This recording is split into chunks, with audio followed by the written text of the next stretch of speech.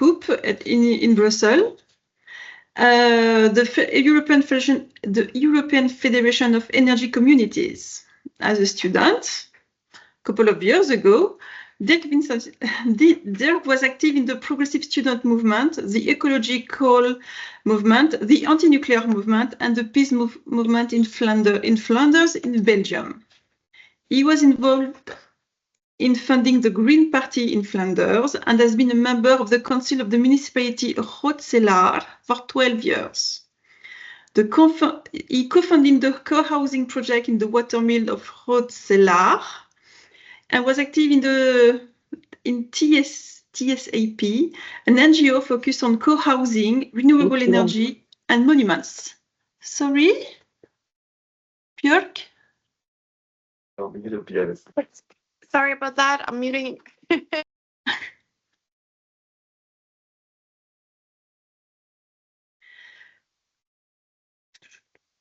Dirk also co-founded the citizen energy cooperative EcoPower and the Organisatie voor Duurzame Energie van Vlaanderen.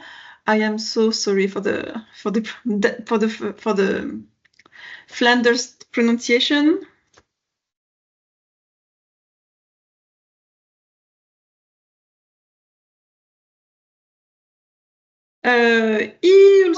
He also co-founded and was the president of RESCOOP in Belgium until 5 years ago, and was the president of RESCOOP until last year. RESCOOP is the sector member of Cooperative Europe, the European branch of the International Cooperative Alliance, and is a board member of the Cooperative Europe. RESCOOP is also one of the main partners in the ENERCOM project. So Dirk, the floor is yours to tell us all about what energy community is. And you can see my presentation, yeah? We can see your presentation.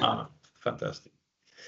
So sorry about the problems.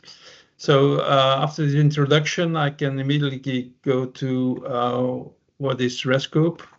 So RESCOOP is the European Federation of Energy Communities. Not long ago, we called ourselves the European Federation of Citizen Energy Cooperatives. But the word cooperative in some parts of Europe, the former communist countries, the word cooperative or the cooperative as a legal entity has been compromised by the communist regimes because the communist parties took control over all cooperatives. Actually, this was already an order given by Lenin in 1921 that they had to take control of all cooperatives because these were initiatives from bottom up, and that was something the Communist Party didn't like, so they worked top down. So that's why we asked the Commission when they were asking us what we would like when they were revising directives at the European level. They always talk to all stakeholders, and we asked them to give us a definition because the energy cooperatives or the energy communities, as we are now called, we are a different stakeholder. We're not public. We're not really private for profit, but we are private for not for profit. So that's why we are now called ourselves the European Federation of Energy Communities. So actually, it's not a very old federation. It was only established in 2013. It's a not-for-profit association based in Brussels, and it's a member-based organization. And directly, but mostly indirectly, because we have members who have national federations of energy communities. So we now represent about 2,500 initiatives operating across the EU, and also outside of the EU. For its due to Brexit, our UK members are now operating outside of the EU, of course. We also have members in non-EU countries or countries that hope to become a member of the EU.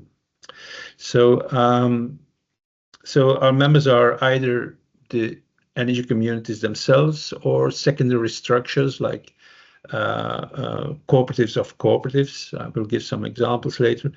And the national or regional federations of energy communities or of cooperatives that also have energy cooperatives or energy communities as a member.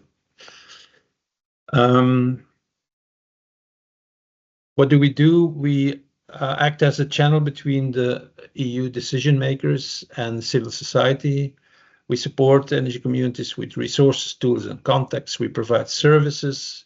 We facilitate the exchange through network events, and we foster cross-border collaboration between energy communities, and we promote the energy communities throughout Europe. So as I said, in 2015, the EU started revising directives on energy. So there are two directives that gave us a definition. It was the Renewable Energy Directive 2. It was already a revision, which gave us the Renewable Energy Community definition. And then they also revised the Electricity Market Directive, which gave us, where we got the definition of citizen energy community to make it a bit more complicated. It would have been better if we would have had one definition, but that's how it works in Europe. You don't always get what you really want, but you have to work with what you get. Actually, we were quite happy that we got these definitions because for the first time, there was an actor recognized that was not private or privatized public players, and this gave us a sort of recognition. Following these two directives, there was a whole what we call second generation EU legislation. So now, whenever other directives on energy are revised, like on energy efficiency or building directives, we see to it that energy communities are not forgotten and that we are in it. So that's what you could call lobby work or advocacy work. So yeah, that's what I told already. So in these directives, they are directives, which means that the member states in Europe have a lot of wiggle room. Let's say that they can, the result in every member state is often very different. So the member states can always choose how to implement it to be more strict or less strict. But there, in these directives, however, are certain things they have to do regarding these energy communities. They have to transpose these definitions. They have to identify the potential of these energy communities within their country or region. They have to identify the drivers and barriers for these energy communities, and then they have to remove the obstacles that slow down the growth of energy communities. And to do this, they have to put in place an enabling framework. So these are things they have to do, which is quite rare in European legislation. Most of the time, it's about should or shall, or so that. For instance, when we first met our Danish colleagues before these directives, so it was based on the first directive on renewable energy. So my cooperative, for instance, we installed wind turbines and we produced green electricity, and we sold this electricity to our members because we became a supplier. Then our Danish colleagues who also produced electricity with wind turbines said, yeah, but Brussels doesn't allow you to produce and sell it to your members because there is the liberalization of the market and you can only have one role. And then it turned out it was Copenhagen who interpreted the European directive more strict than what was happening in Brussels. So it was not Brussels preventing them from selling their own electricity to their members, but it was Copenhagen. So this is often something politicians do. They blame Europe, they blame Brussels, and actually it's them doing things they people don't like. So these energy communities, you should see them rather as a social and organizational model rather than a technical concept. These are legal entities. They're not specified in European legislation. There are examples given, like cooperatives or not-for-profit organizations, foundations, associations. So they are legal entities with a non-commercial purpose. To give you the example of my cooperative again, our aim is to provide our members with green electricity and green heat at the lowest possible price and produced in their own country. So this is not the aim is not to give our members the highest possible dividend.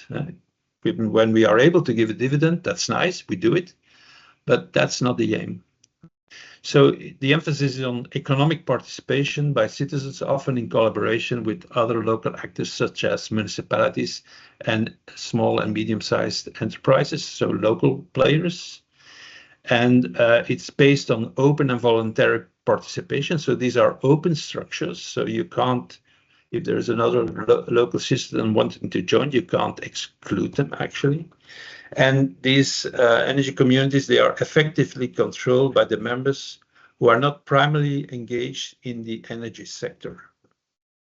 So there's a lot of things that the European directives tell these two types of energy communities can do. So in the electricity market directive, it's about the electricity. It's not only about renewable electricity. And so you could say that one is a subset of the other, but definitions are not really 100% compatible. So there's a bit of an issue there. But I will give examples of all these activities our members are doing, and Europe wanted to give all European citizens the same possibilities of engaging in the energy sector. That was one of our aims, and also Europe supported this. Let's say that most of the energy communities in 2015 were from Northwestern Europe, Denmark, the Netherlands, Germany, Belgium, the UK, still, they were still in. And it was more and more lacking when the more you went south, there were less initiatives, and in the east, they were absent, let's say. So what makes an energy community is the way you do it. And what is, and I talked to Marianne before, actually most initiatives are a response of citizens and other local actors to a problem or to an opportunity. So if there is in Iceland not really a problem with energy, then it would be fantastic if there were energy communities. So for instance, a problem could be, and also to give you an example, there have been energy cooperatives since the electrification of Europe started. Even before, there were energy cooperatives who sold coal and petrol in the UK. So there are, some of our members are more than a century old. In Germany, when the electrification of Germany went on, the rural and mountainous areas where there was no profit to be made, they were left behind. So what happened there is that either people set up cooperatives and put up the grid themselves and produced electricity with water mills, for instance, or the municipalities did it in a sort of public entity. So in Germany, there are still Stadtwerke, which are public utilities, linked to a city or a small region. And there are also still cooperatives who are more than a century old. Of these cooperatives, there were more than 6,000 until the Nazis came to power. And of these 6,000, and there were hundreds of Stadtwerke as well. Of these 6,000, only 40 survived centralization by Nazism, by communism, and in the more recent years by neoliberalism. So the ones who survived, they had their own production. So they had a hydropower scheme mainly in mountainous areas. So most of these initiatives are a response to a problem and opportunity. My cooperative was created because with some young people, we bought an old derelict water mill, but it was a national monument, which used to produce electricity for a village here. And since it was a national monument, the government asked us to start up the hydropower scheme again and produce electricity. So that was rather an opportunity than a problem. But there are, in Denmark, there were initiatives that were started when the government wanted to build nuclear power plants and people didn't like it, so they built a wind turbine, an experimental wind turbine. And as a result, they have a whole wind turbine industry now in Denmark. There in Germany, there was a cooperative. The cooperative was created in a village after Chernobyl, so they wanted to get rid of nuclear, and their electricity company was not interested in renewables, so they took over the grid, and they became their own supplier and producer. So it's most of the time it's a response to a problem and opportunity. The legal form is not always a good indication, so sometimes they are organized as an anonymous society, but they work as a cooperative.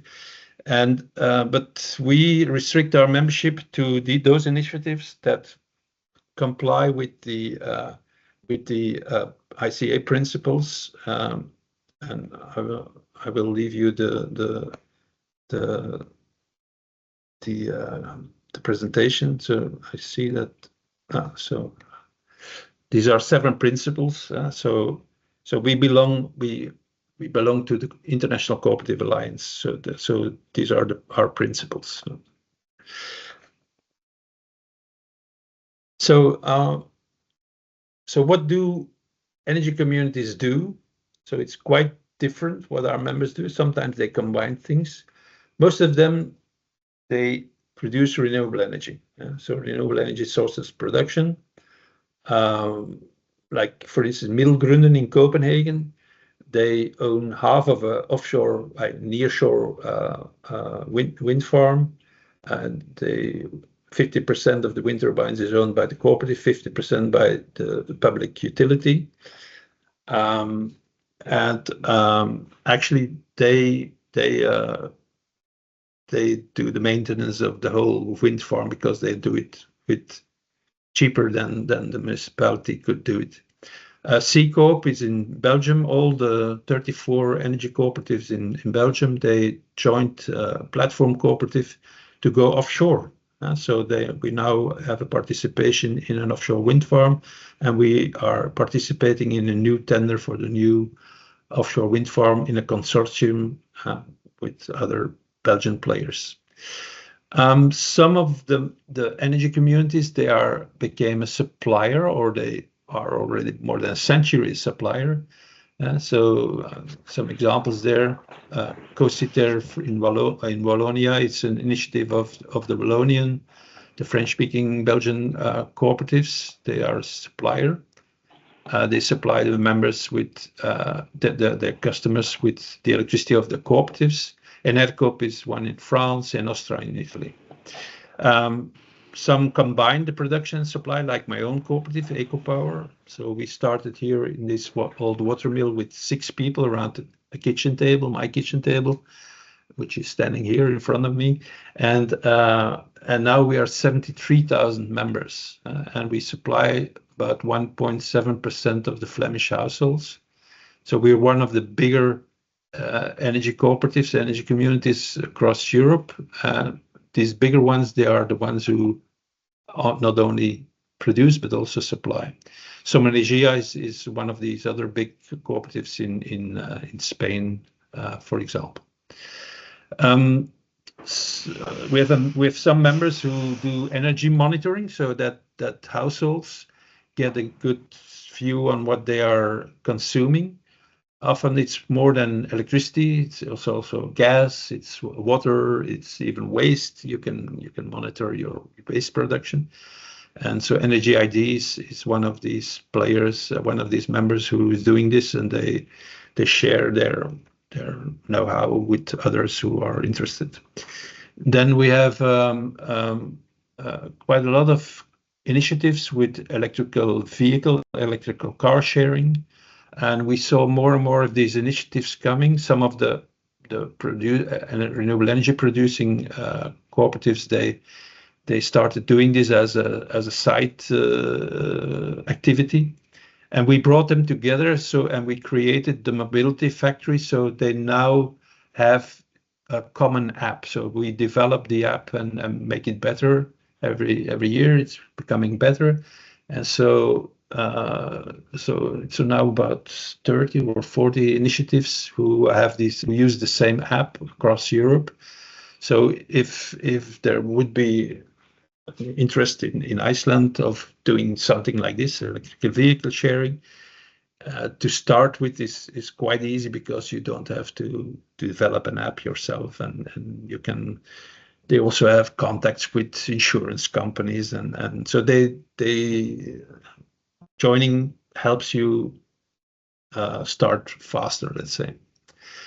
Some of our members, they own the grid, or they bought the grid from a private player.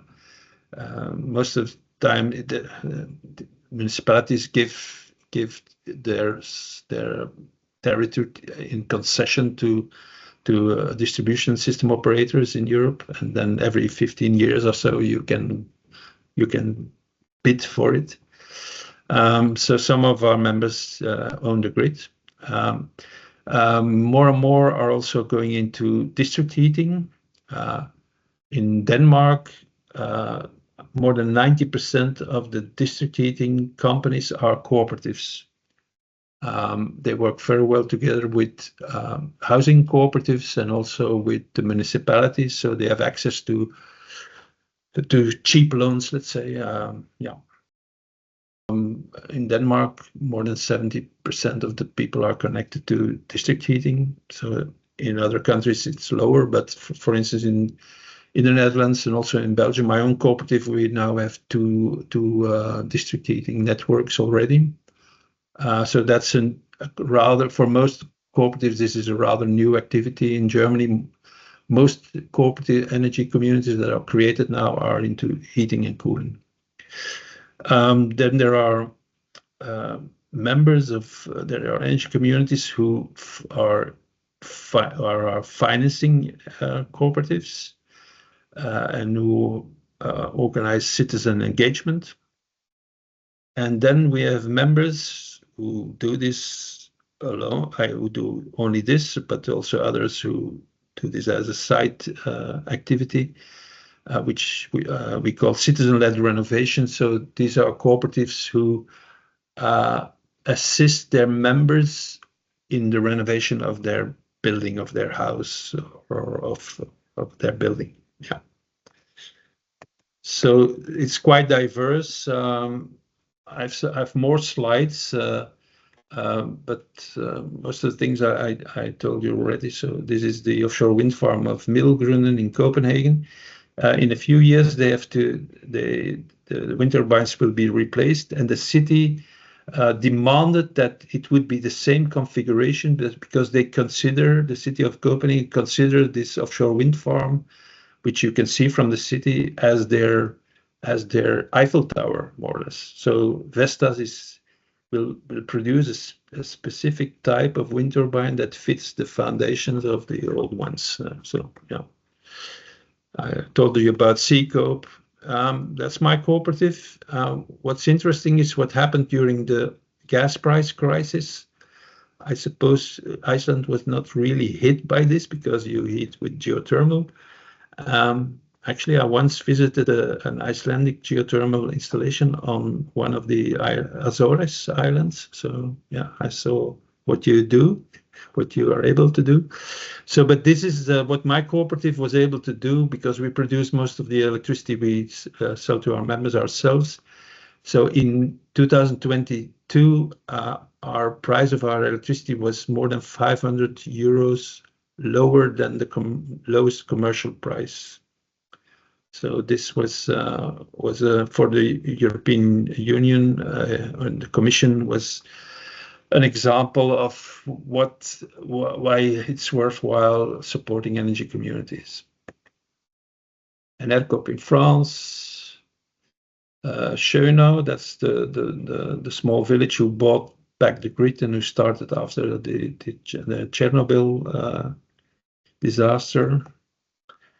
This is one of these old, century-old energy cooperatives, energy communities in South Tyrol, in the German-speaking part of Italy. So it was founded in 1923. Italy took this part of Austria after the First World War, and the Italians didn't bring electricity to their region, so people took their fate in their own hands, and now they have very cheap electricity compared to the rest of Italy. District heating and cooling, that's an example of the Netherlands, where they take heat out of a drinking water reservoir. Yeah. Electrical car sharing, the mobility factory.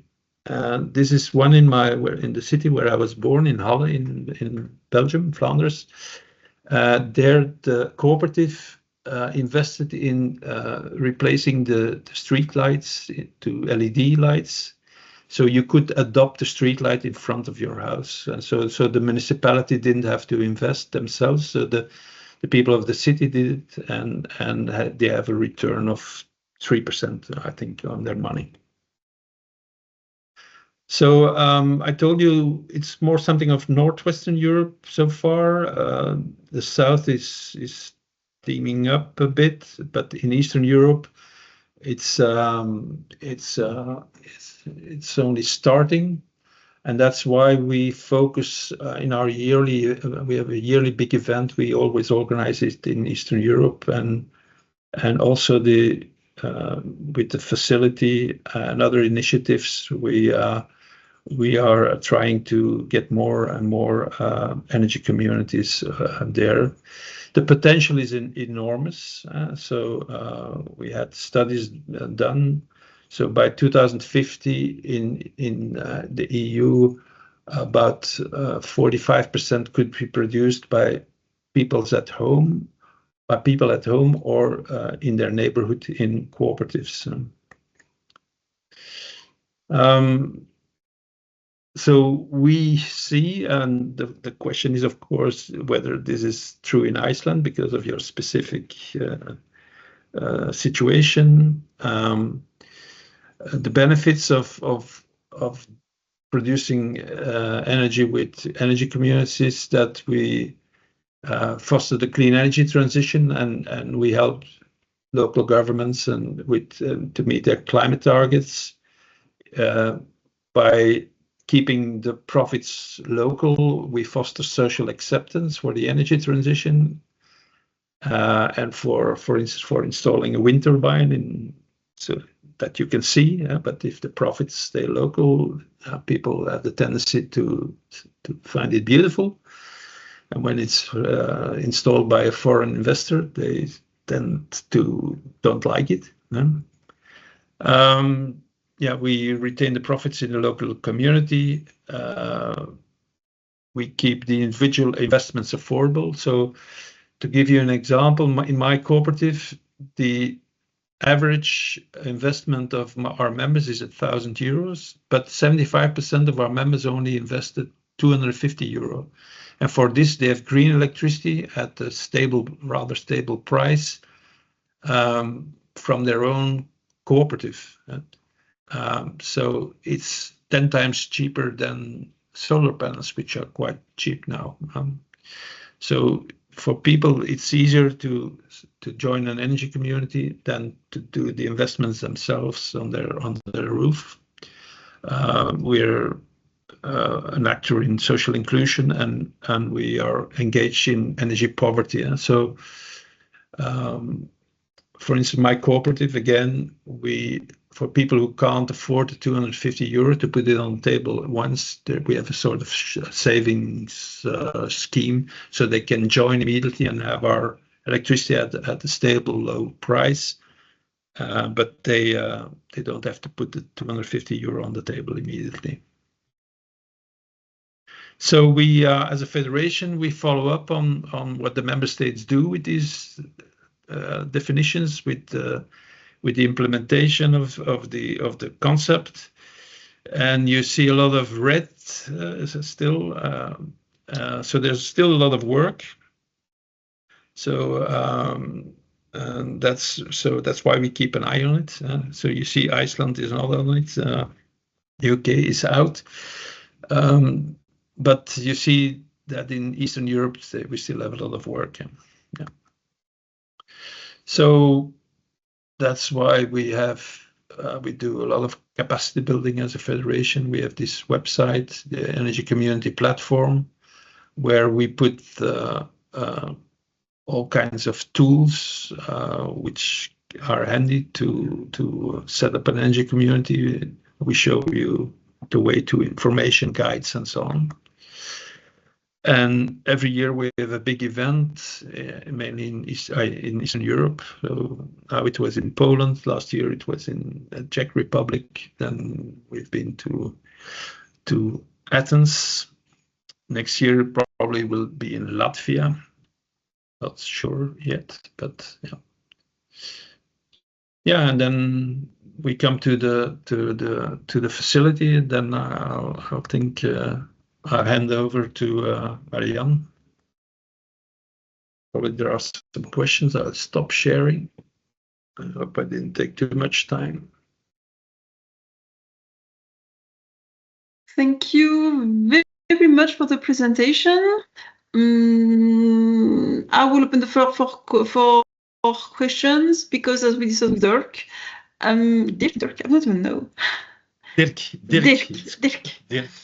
There is no such thing as energy communities here in Iceland, and I ask you to come and make the presentation so the participant today could have a chance to see what is possible to do with the existing organization today in Iceland, and how they can grow. So I will leave the floor for anybody who has a question.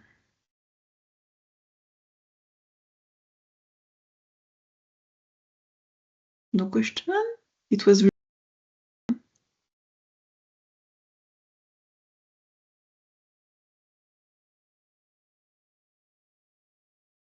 maybe question on the chat.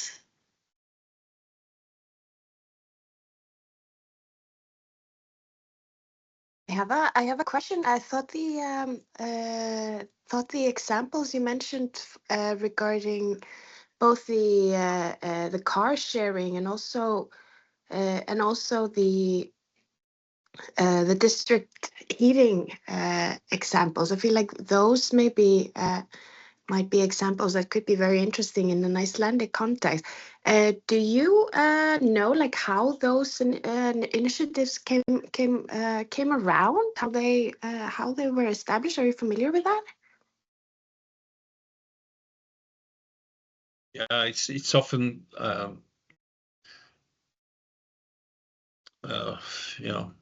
let's say in Denmark they are quite old initiatives. So they started after the Second World War. They often started with waste heat from industry. And to give again the example, I know best my own cooperative. So there was we have a factory producing they have excess heat near Antwerp, and they wanted to connect a second factory of the same group, and in between there was new houses being built, 400 new houses, so there was an opportunity. But the public utility looked at it, and it was not profitable enough. So that's also something we see, that public utilities are more and more run like for-profit organizations. So the municipalities and the other public players, owners, they want profit. And so they decided the profitability was not high enough, so they decided not to do it. So then two energy cooperatives were given a chance, so there was an opportunity. And we, as a cooperative, as an energy community, we look at longer term than commercial companies who look. The longest term they look is 3 years. That's my experience. But we see, when you're talking about district heating, you should look at 50 years. So, and that's the time schedule we as cooperatives we look at, actually. And so we were given the chance to build this district heating network. So it's often there's an opportunity, or there's it's like data centers.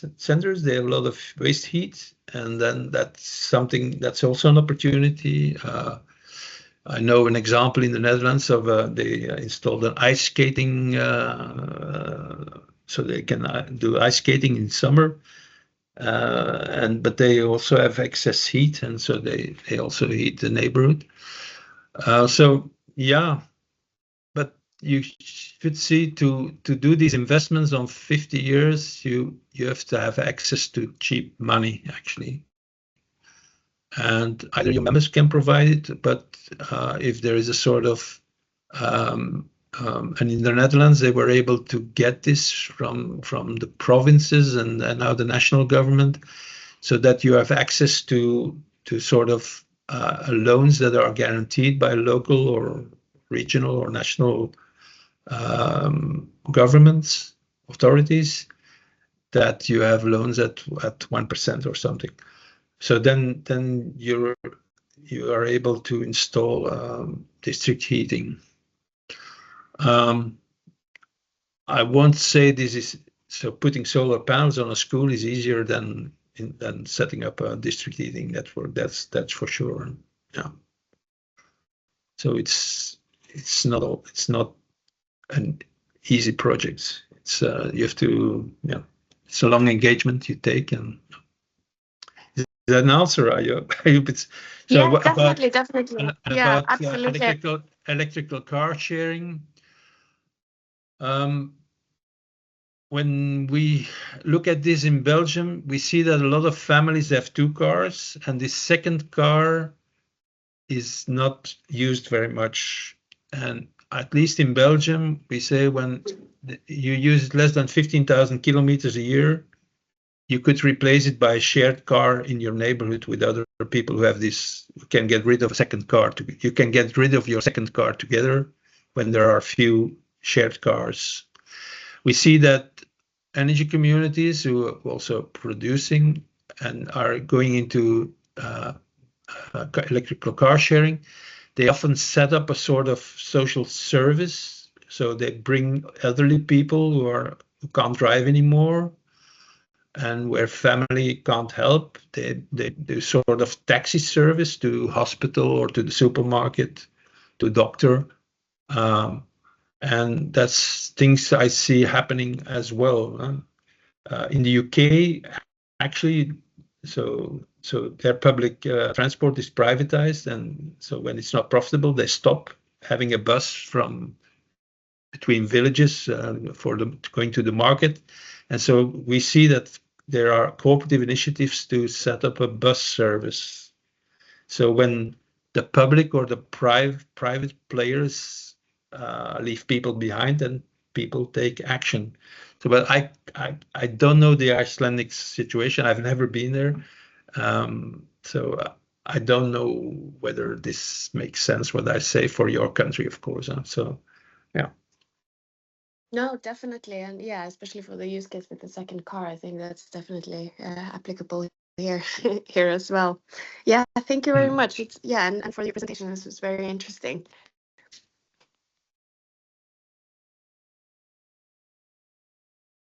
Anybody else has some question of some ideas that could be applied in Iceland and would have some more insight from Dirk? Jolene, we cannot hear you, I'm afraid.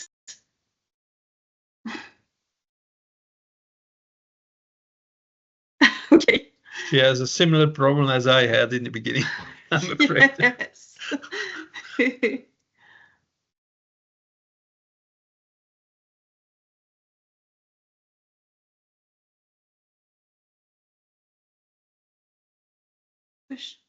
Maybe you can write it in the chat.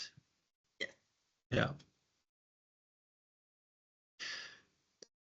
So I don't know whether there is a cooperative sector or there are cooperative sectors in Iceland, like fisher cooperatives or farmer cooperatives.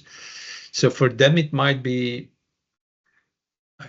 doing energy investments. They're used to doing investments together. So that in some countries there are taxi cooperatives as well. So there's not one sector where there are no cooperatives actually. So in Spain, the second biggest industrial group is a cooperative group, but they're into metal. They produce everything in metal. It's in the Basque country, the Mondragon group. They make elevators, lifts, or whatever you can think of. Yeah. So, Xiaolin, a question is that energy community legal entity, and is the municipality alone qualified for this? So it's going to come for the next presentation, my presentation. Actually, the Green Deal, the European legal framework, has not been translated in Icelandic law. So this concept of energy community doesn't exist as such in Iceland from a legal point of view. But there's a couple of organizations that qualifies because of the open access and the democratic system for the decision making. On top of my mind, we have the Husfjellur, the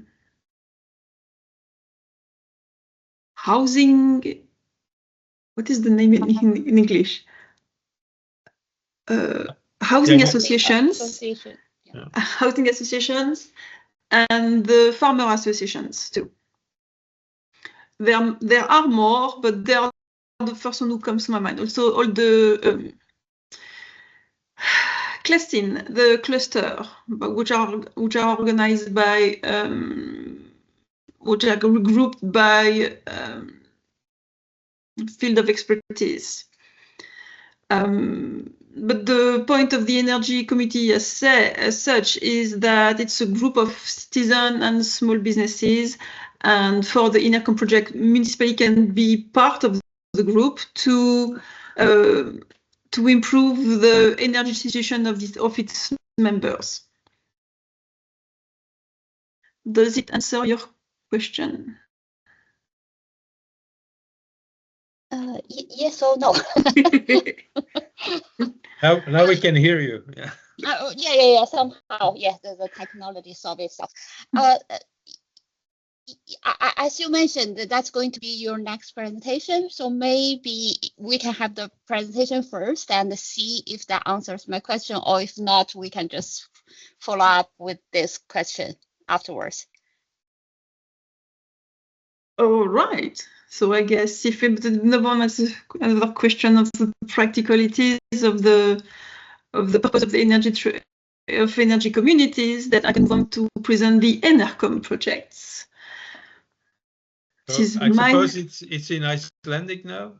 No, because a couple of the participants don't speak Icelandic, and then so the. But I will say hi anyway because I have a meeting. No problem. Yeah. Okay. See you. Bye. Thank you. Bye. Can you see my screen? Yes. Oh, perfect. So this is the second part of this presentation about the presentation of the ENERCOM project. ENERCOM project standing for Euro Energy Community Facility. This project is the follow-up of 3 live projects that have been really successful. The European City Facility. Hyaolin, you may want to check on this one because it's specifically designed for the municipalities. The Yes. the Energy Communities Repository, that is a catalog of all the energy communities registered in Europe, and the Rural Energy Communities Advisory Hub. Here are the partner on the consortium leading this project, and then we see the project coordinators like a RESCOOP that Dirk comes from. The goal of the project is to financially support the developing energy communities in Europe. By doing that, so it's a 2 years project. There's 2 calls, one this year, one next year, and around 70 energy community will be supported each year. The goal of this financial support is to develop a business plan to assess the sustainability of this organization, of the projects.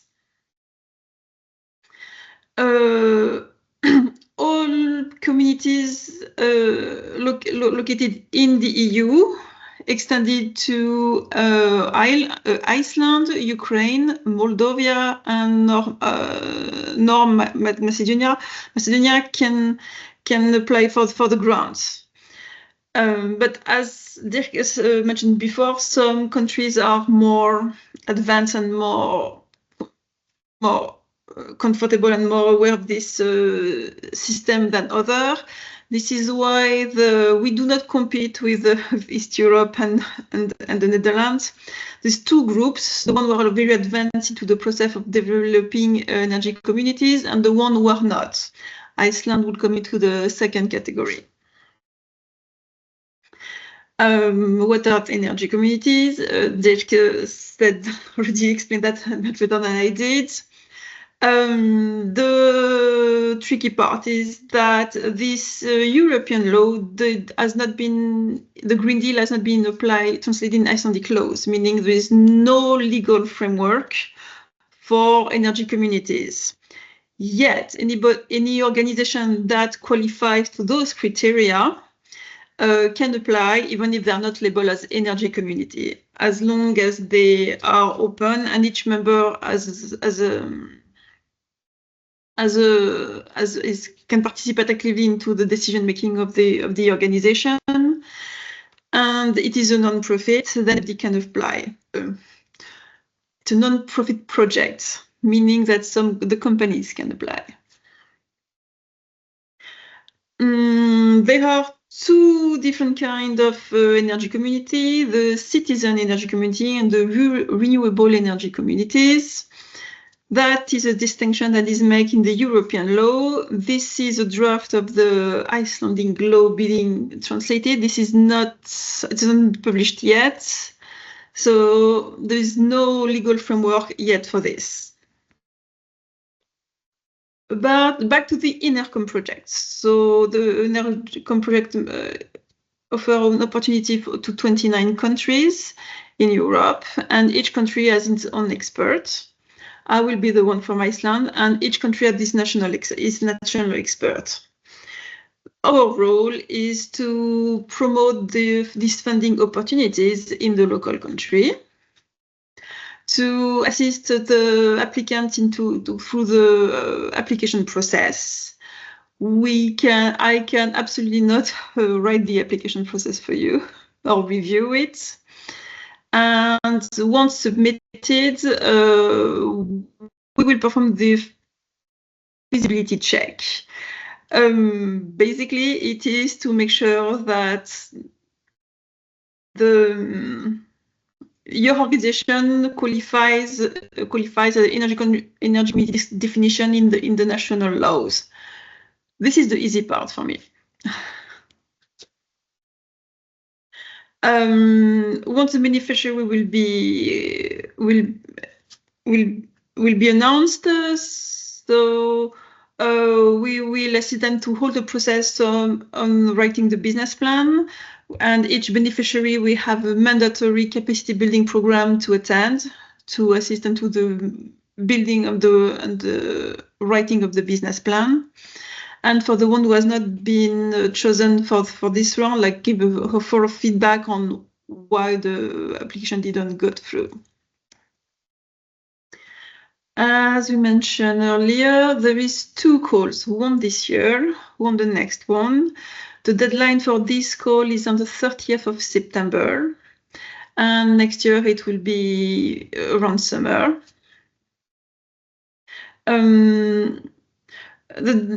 The process is so the deadline is on the 30th of September. You will have to apply from the portal on the Energy Community website. Then we'll go through the evaluation phase, and the beneficiary will be announced on the 22nd of December. For the beneficiary, once the agreement will be signed, the beneficiary will have 6 months to write and deliver the business plan on the ENERCOM platform. What is in there for the beneficiaries? That's financial support. So the financial support comes as a lump sum grant of 45,000 kroner, euros, which is about 6.5 million kroner. We get access to the best practice database, to the support for the financial support, the active database, the knowledge of funding opportunities in the EU or abroad, and also to be part of the energy community project and community to get to know from each other much faster.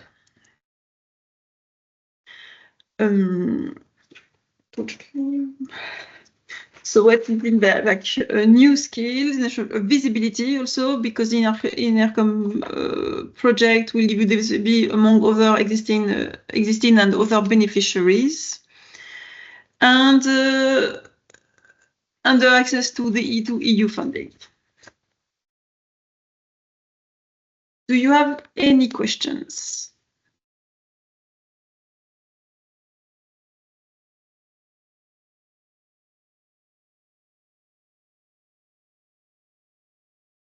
Sorry if you missed it, if you clarified it already, but in terms of like sort of the maturity of the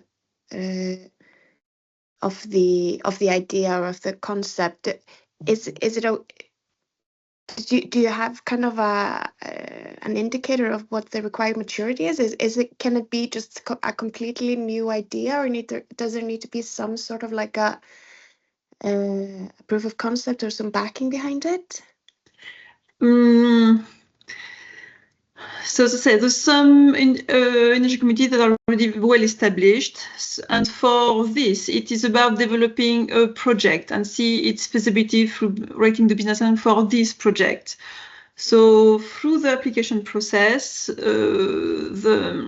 they will define how advanced is the project and how feasible it is. It can be an idea, it can be just an idea, just explain to the application form which step already been taken to assess the feasibility, which contact has been why, what. It's all into the application form. Right, great, thanks. To answer Xiaolin, right? Answer previously, the municipality cannot apply for these grants, but they can be part of a community. They can be part of the community that is going to apply for the grants. Yes, I think I understand that. But when you say the community, the municipality can be part of it, is this? But we also mentioned there's no legal framework in Iceland regarding to the accurate definition of energy community. So this community can be just a loose entity. It doesn't have to be set up legally in Iceland, right? Someone has to apply, and among the entity, the organization that can apply are the NGOs, the cooperatives, and the companies. If a company come with a project that involves members, that works. All right. Okay. Thank you.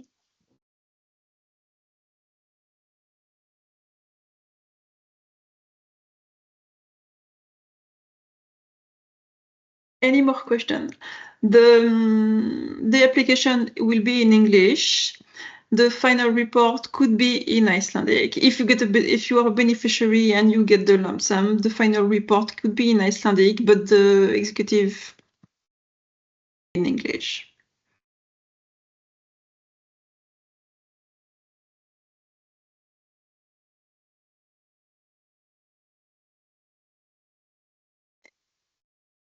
Any more questions?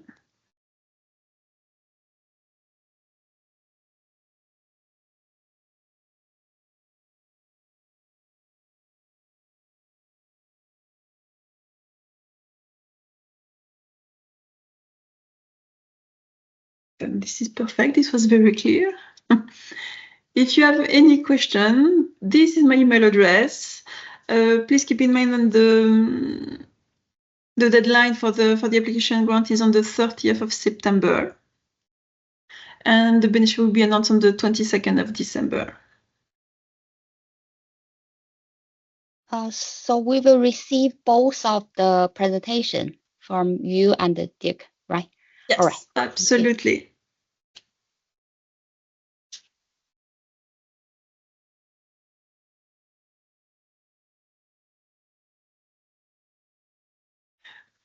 In the meeting invitation was also all the link to the website when you have access to all the documentation regarding the application and the eligibility check to make sure that your organization qualifies to apply for the grants. I am thinking about some view there. One company can only apply for one project, cannot apply for several projects. One organization cannot apply for several projects. Sorry, we are actually the beneficiary of the UCF project already. Does that mean we can still, as a part of the community, we can still apply for the energy community project, right? Absolutely. All right, cool. Absolutely.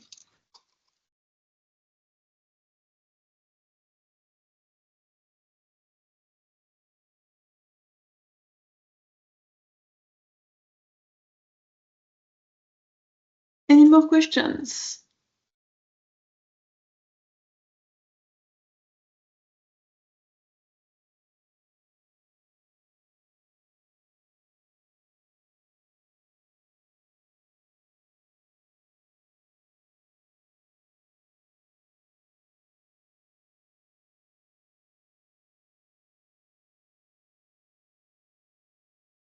Thank you for the presentation. Bye-bye. Thank you for attending. Please let me know if you have any question.